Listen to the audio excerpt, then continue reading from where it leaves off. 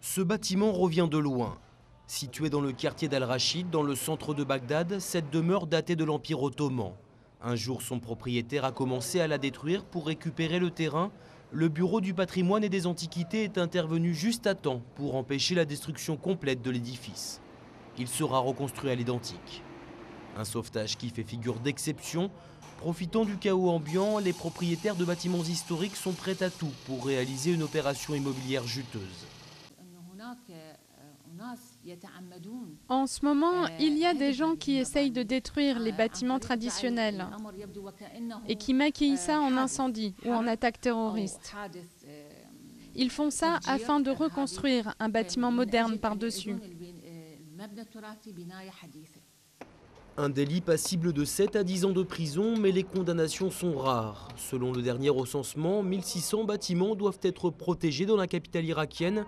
Des mosquées, des églises, des hammams ou des palais vieux parfois de plus de 500 ans.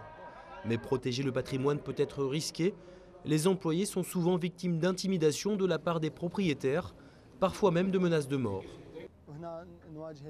Ici, nous prenons des risques et nous avons parfois des problèmes avec les propriétaires de ces maisons, qui ont parfois de bonnes raisons.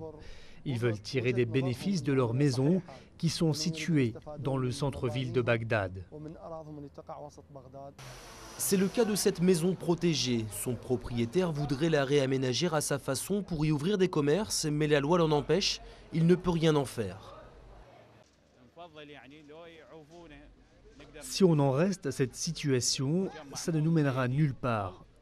Ou le bureau du patrimoine me laisse libre de faire ce que je veux, ou bien il m'achète ce bâtiment et au prix qu'il vaut aujourd'hui.